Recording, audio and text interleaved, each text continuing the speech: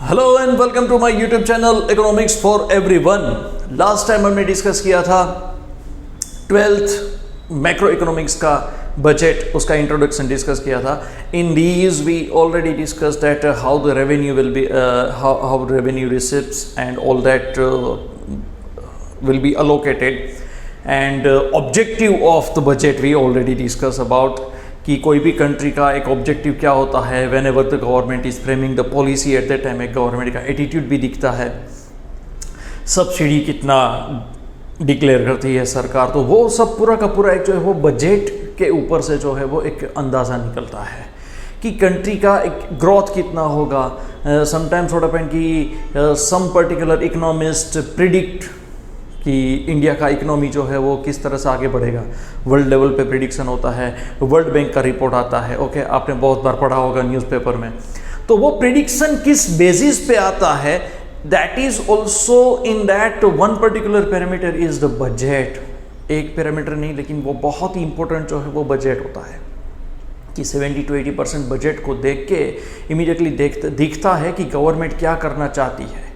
एक aggressive approach अगर सरकार का है तो मेजर डेवलपमेंट एक्सपेंडिचर होगा। ओके बहुत साल पहले जब सभी कंट्री का एक कैटेगरी डिसाइड हुआ था कि developing country, under developed country and developed countries. Okay तो इंडिया ने एक अपना अलग से इंप्रेशन दिखाया है। Okay so that is fastest developing country.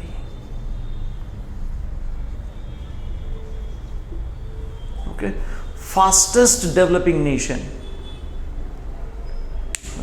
तो ये हमने डेफिनेशन नहीं दिया लेकिन वर्ल्ड में दूसरे कंट्री जो है वो बोलते हैं। Okay fastest developing nation of the world, उसमें इंडिया का नाम है।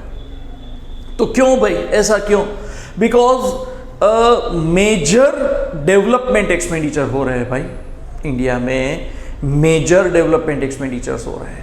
तो मेजर डेवलपमेंट एक्सपेंडिचर मींस कि हर साल जो है आपको कुछ ना कुछ डेवलपमेंट जो है वो से फॉर एग्जांपल इंफ्रास्ट्रक्चर में या तो इंडस्ट्रियलाइजेशन में तो क्या होगा क्या कि भाई अगर आपको पैसा चाहिए, if you want to borrow the fund from the World Bank then they are ready to pay. यार आप कितने प्रोडक्टिव हो, यार ये एक जो है वो कंट्री का कितना प्रोडक्टिविटी है वो भी दिखाता है and it is good. Many a times अगर हम डेवलप्ड कंट्रीज़ के ऊपर देखें, उनका हिस्ट्री एंड डेवलपमेंट देखें डेवलप्ड कंट्रीज़ का, then we came to know that उनका एक साल भी ऐसे नहीं जाता कि जहाँ पे डेवलपमेंट एक्सपेंडिचर ना हुआ हो। Okay so that is why अब कौन सा खर्चा सही है, कौन सा खर्चा जो है वो गलत है, how we can come to know and how we can conclude that. Okay, this is what the main point we are discussing here. Many times what happened, people says that government should do like that, government should do like that. Okay, means normative statements. आपने 11th में पढ़ा होगा normative statement, first chapter में micro economics में आता है। Normative statement जो लोग जो है वो देते हैं but they are not having knowledge कि ये जो खर्चा जो है वो खर्चा सरकार ने किस तरह से किया है। इसको डेवलपमेंट एक्सपेंडिचर कहते हैं, नॉन डेवलपमेंट एक्सपेंडिचर कहते हैं, कंट्री के लिए कितना सही है। If they are not in benefit, अगर कोई भी एक particular class of people is not in benefit तो वो बोलेंगे कि हमें पैसा नहीं दिया तो बाकी जो भी सरकार खर्चा करती है वो गलत है। अभी गवर्नमेंट सर्वेंट्स जो है खास करके टीचर्स तो ऐसा ब्लेम करते हैं कि भाई अगर सरकार हमें पेंशन नहीं देती है तो सरकार गलत है, लेकिन सरकार पेंशन क्यों नहीं देती है? Okay because this is the major revenue expenditure. Student समझना, मेजर रेवेन्यू एक्सपेंडिचर ये पूरे के पूरे कंट्री को बर्बाद कर देता है। Major revenue expenditure. Okay unproductive population, 60 years के बाद आपको रिटायर होना है, रिटायर होने के बाद देश को कुछ काम नहीं आना है, काम पे नहीं जाना है, फिर भी आपको पेंशन चाहिए, means you will be unproductive for the remaining life. और अनप्रोडक्टिव रहने का पैसा सरकार से आप मांग रहे हो in the form of pension, so that is called major revenue expenditure. मेजर रेवेन्यू एक्सपेंडिचर कभी भी होता है कोई भी कंट्री में, कंट्री कैन नॉट सर्वाइव। अभी जो यूएस में डिप्रेशन हुआ है, this is what main reason after the depression in US is what? From the year 2001 to 2021 तक, आप गूगल में भी दे सकते हो, अफगानिस्तान के साथ जंग छिड़ गई थी। जॉर्ज डब्ल्यू बुश साहब ने डिसीजन लिया था, प्रेसिडेंट। उसके बाद जो बाइडेन साहब तक जो भी खर्चा हुआ है अफगानिस्तान में यूएस आर्मी को वहाँ पे तैनात करके, जो भी खर्चा हुआ है, that is 2.330 trillion dollar.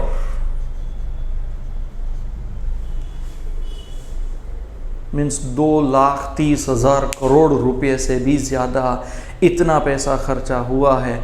And that is why Joe Biden साहब ने हाथ जोड़ के बोल दिया, right now we are not in position to spend more than this. And that is why उन्होंने यूएस आर्मी को कम बैक कर लिया कि भाई आप आ जाइए, हम अभी ऐसी पोजीशन में नहीं है कि इससे ज़्यादा वहाँ पर खर्चा उठा पाए। एंड दैट इज़ वाई तालिबानियों ने वहाँ पे अड्डा जमा लिया। Okay, so what I mean to say is कि यहाँ पे पैसा जो है रेवेन्यू एक्सपेंडिचर, वो किस तरह का खर्चा है? खर्चा गया मीन्स गया, वो पैसा गया, वो वापिस नहीं आने वाला है। Is that clear? So to conclude all this, ये सब समझने के लिए राइट नाउ आज हम डिस्कस करेंगे structure of the budget. Okay, structure of the budget. It is not like that कि ये कंट्री है, कंट्री के लिए ही मेजर रेवेन्यू एक्सपेंडिचर है, then country can not afford. Even your company, अगर आपके कंपनी में भी मेजर रेवेन्यू एक्सपेंडिचर है कि पैसा जाता है, मीन्स की से फॉर एग्जांपल आपने 5 मैनेजर्स को रखा है, आप महीने का 1-1 लाख रुपया सैलरी देते हो, मीन्स कि महीने का 5 लाख रुपया आप मैनेजर को सैलरी देते हो, तो ये पैसा गया मीन्स गया, वापिस कहाँ से आएगा? तो आपके पास इतना huge source of revenue receipt होना चाहिए। Is that clear? एक रेशियो है कि आपकी कंपनी हो, से फॉर एग्जांपल आपकी कंपनी हो, तो जितना पैसा आता है, मीन्स कि अगर 100 रुपीस आता है, इनफ्लो होता है, ओके, तो उसमें से salary and administrative expenditure means revenue expenditure, अभी हम देखेंगे टाइप कैसे रेवेन्यू एक्सपेंडिचर को कैसे आइडेंटिफाई करते हैं, कौन से एक्सपेंडिचर रेवेन्यू एक्सपेंडिचर होता है, how will be identify. And तक बने रहिए, ओके, मेरे वीडियो देखते रहिए, आपको सब कुछ नॉलेज मिलेगा।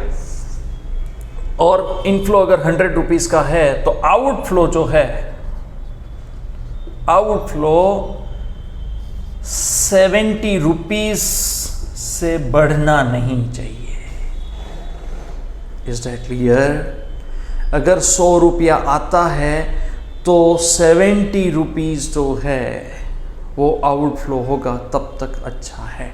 मीन्स एक्सपेंडिचर महीने का आप सैलरी के फॉर्म में देते हो, आप एडमिनिस्ट्रेटिव एक्सपेंडिचर के फॉर्म में देते हो, या कोई भी। So likewise the same applicable at macro level, country wide यही होता है। So that is why right now we are going to discuss the structure of the budget. अब स्ट्रक्चर ऑफ द बजट में सबसे पहले क्या होता है? Budget receipts. बजट रिसिप्ट्स में revenue receipts, second capital receipts,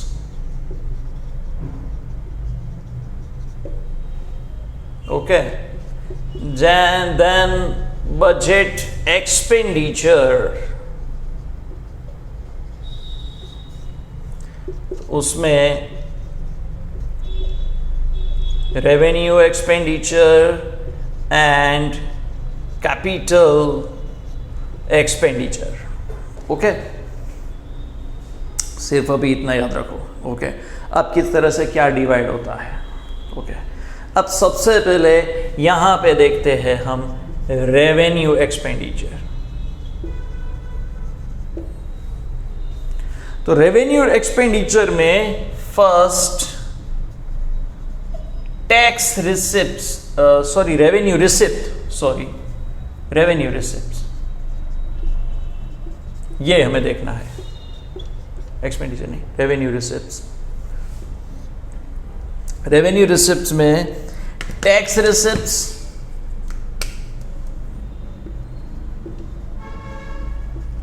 and second non tax receipts.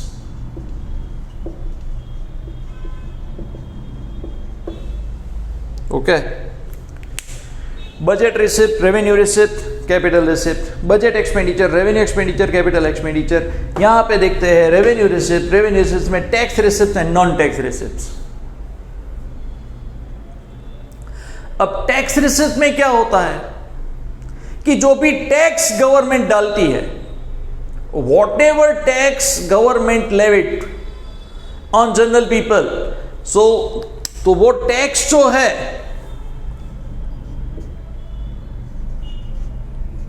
Tax is of two types,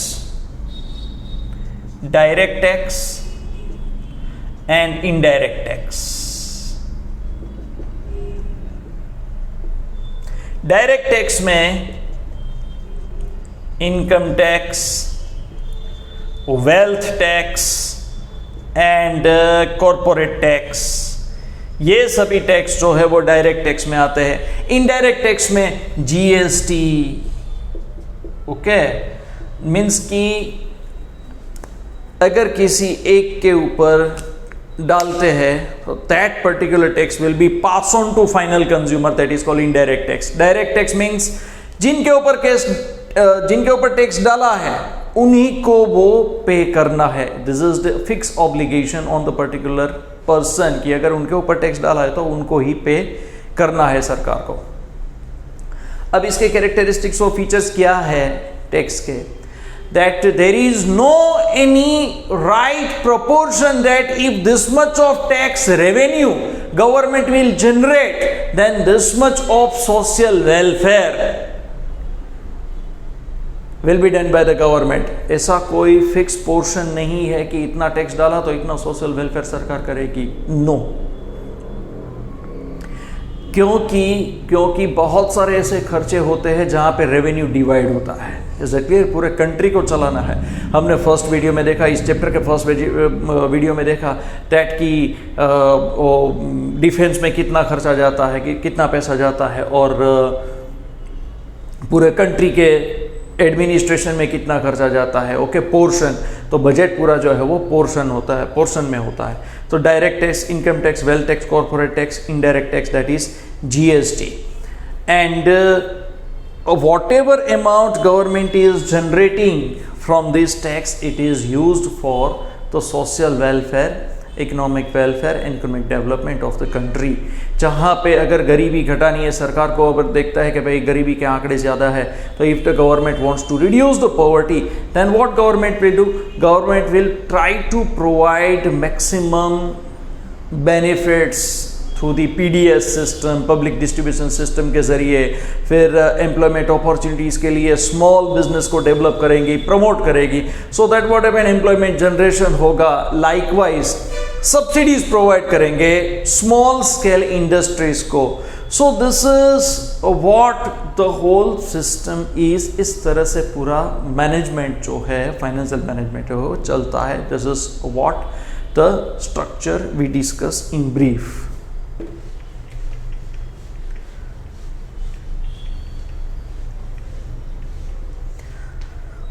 अब ये हमने टैक्स रिसिप्ट डिस्कस कर लिया। अब नॉन टैक्स रिसिप्ट्स कि नॉन टैक्स रिसिप्ट की मीन्स कि वो टैक्स नहीं है लेकिन फिर भी हमें पे करना पड़ता है। तो फीस, से फॉर एग्जांपल आरटीओ का फीस होता है। ओके, आप म्यूनिसिपैलिटी में कुछ भी फाइन्स, पेनल्टीज लगता है।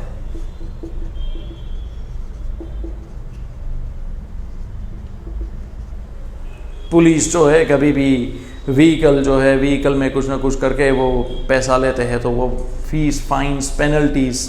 Okay, these all are the non tax licence issue करवाने के लिए, yes, to issue the licence, जो भी हम फीस पे करते हैं वो नॉन टैक्स रेवेन्यू हुआ, तो वो भी रेवेन्यू रिसिप्ट है सरकार को. There is no any particular right की श्योरिटी नहीं है कि भाई इस साल अगर इतना रेवेन्यू रिसिप्ट आया तो अगले साल इतना ही रेवेन्यू रिसिप्ट जनरेट होगा, ऐसा नहीं है.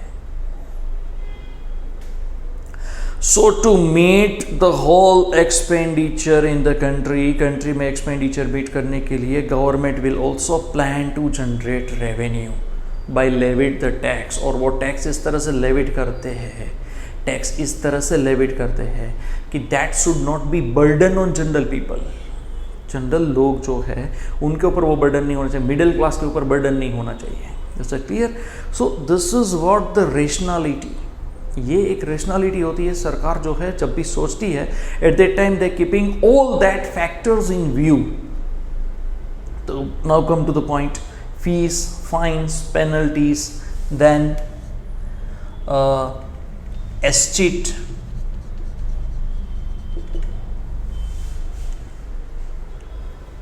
एस्चिट मीन्स कि अगर कोई भी एक ऐसा प्रॉपर्टी है कि जिसका कोई पर्टिकुलर वारिस नहीं है, ओके, तो वो फिर है जो वो गवर्नमेंट को मिलता है. Okay, so these all are the non tax receipts of the government. That also we are going to discuss later on in next video. But लेकिन ये सबसे पहले मैं आपको ब्रीफ में डिस्कस कर लेता हूँ कि ये सब जो है हमें डिवाइड कैसे करना है. How we can divide, how we can identify that this is the revenue receipts or this is the capital receipt, this is the revenue expenditure or this is the capital expenditure. Okay, so country के development के लिए जो भी खर्चा होता है, that expenditure is known as development expenditure. Country के development के लिए जो भी खर्चा होता है that is known as development expenditure. Okay, तो ये जो भी एक्सपेंडिचर जो है, जो भी एक्सपेंडिचर है वो उसमें revenue expenditure and capital expenditure. Okay, फिर रिसिप्ट्स में revenue receipts and capital receipts.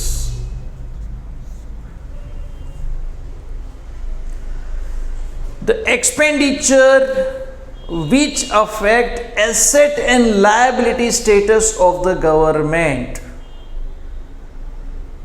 खर्चे, ऐसे खर्चे जो गवर्नमेंट के एसेट एंड लायबिलिटी स्टेटस को अफेक्ट करता है. ओके, जिससे या तो एसेट कम होगा, ज्यादा होगा, लायबिलिटी कम होगा, ज्यादा होगा. All that kind of expenditure are known as capital expenditure, which affect assets and liability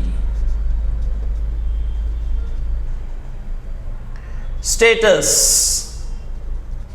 of the government. Okay, revenue expenditure which do not affect asset and liability status of the government. Okay, and revenue receipt में भी वही,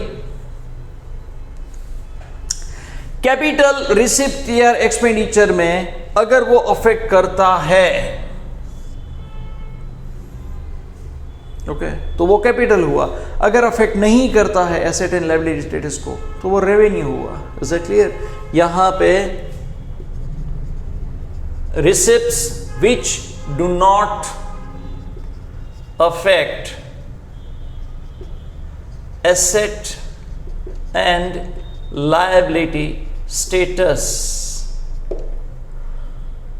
of the government, and यहाँ पे जो affect करता है which affect asset and liability status of the government. So as we discuss earlier कि revenue receipt जो है, रेवेन्यू रिसिप्ट में टैक्स रिसिप्ट आते हैं, नॉन टैक्स रिसिप्ट आते हैं. Tax receipt and non tax receipt, this is what we discuss just in brief. मैं ये सिर्फ आपको ओवरव्यू दे रहा हूं, ओके. डीप में बाद में डिस्कस करेंगे, okay, so that it will be very clear to you कि स्ट्रक्चर ऑफ द बजट क्या होता है. Then revenue expenditure means what? पैसा गया तो गया, क्यों? Which do not affect asset and liability status of the government. Government की एसेट इंक्रीज नहीं होती, डिक्रीज नहीं होती, गवर्नमेंट के लायबिलिटी जो है वो इंक्रीज नहीं होता, डिक्रीज नहीं होता. मीन्स की government employees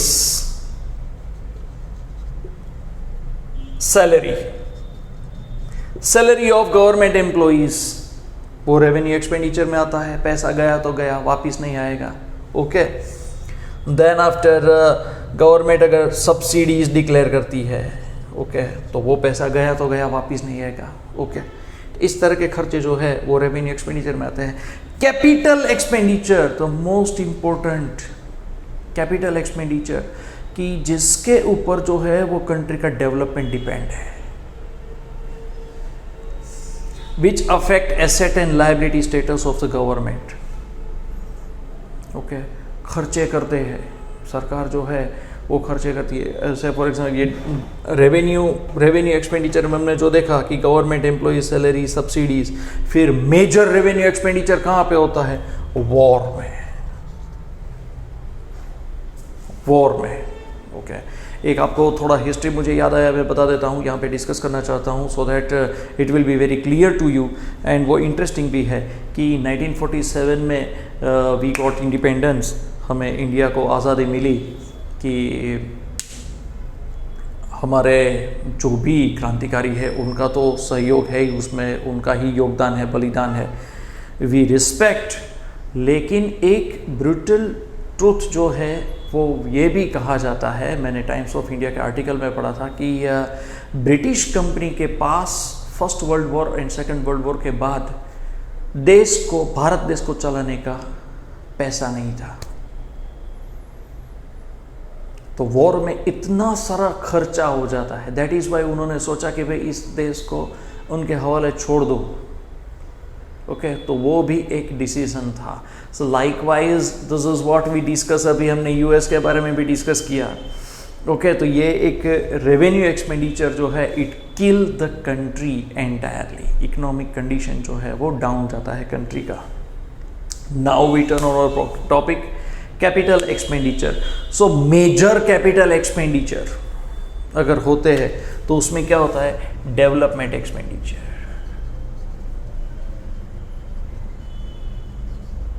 development expenditure, okay.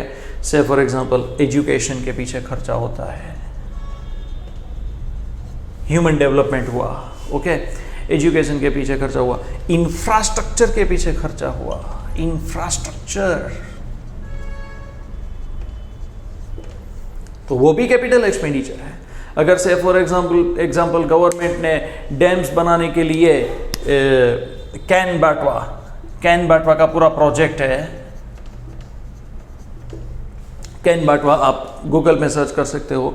Can Betwa project जो है उसमें गवर्नमेंट ने 45,000 करोड़ अलॉट किया है, ओके.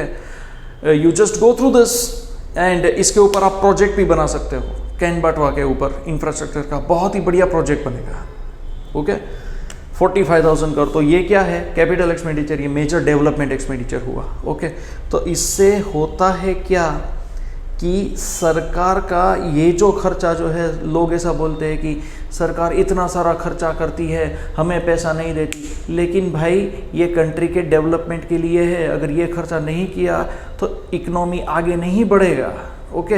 ये कैन बाटवा प्रोजेक्ट में ब्रीफ जो है वो नेक्स्ट वीडियो में डालने वाला हूँ, so that it will be very clear to you कि कहाँ पे किस तरह से खर्चा होता है, how they are spending that all money in a most meaningful way. And this project is conducted by IAS Drishti. Who is IAS Drishti वो भी आप सर्च कर सकते हो. Now come to the topic, capital receipts. Capital receipt कहाँ से आता है? अगर सरकार ने पैसा उधार लिया है, which affect asset and liability status of the government, borrow किया है पैसा, तो क्या होगा? लायबिलिटी बढ़ेगा. लायबिलिटी बढ़ेगा. अगर सरकार ने पैसा बोरो किया है तो लायबिलिटी बढ़ेगा. अगर सरकार ने पब्लिक सेक्टर अंडरटेकिंग सेल किए हैं, अगर सरकार BSNL को सेल करती है, जियो को, ओके, तो वो क्या होगा? एसेट सरकार का डिक्रीज होगा. मींस सरकार ने अगर शेयर सेल कर दिए, BSNL के 50% शेयर जो है 500 करोड़ के शेयर सेल कर दिए, से फॉर एग्जांपल, तो वो 500 करोड़ जो है वो सरकार को मिलेगा. पैसा आया, मीन्स तो वो कैपिटल रिसीप्ट हुआ सरकार के लिए. ओके, सो एसेट जो है सरकार का रिड्यूस हुआ कि अब वहाँ से पैसा जो आएगा उसमें डिवाइड हो जाएगा. से फॉर एग्जांपल ONGC है, ONGC अगर कोई कंपनी, प्राइवेट कंपनी भी उसमें इन्वेस्ट करती है 50%, तो इमीडिएटली 100% प्रॉफिट आज तक सरकार रखती थी, अब 100% प्रॉफिट नहीं रखेगी सरकार, जो है वो 50% प्रॉफिट रखेगी, वो 50% प्राइवेट सेक्टर ले जाएगा. Is it clear? तो इससे होता है क्या? रेवेन्यू रिसिप्ट भी कम होती है. इससे रेवेन्यू रिसिप्ट भी कम होता है. Is that clear? Very good.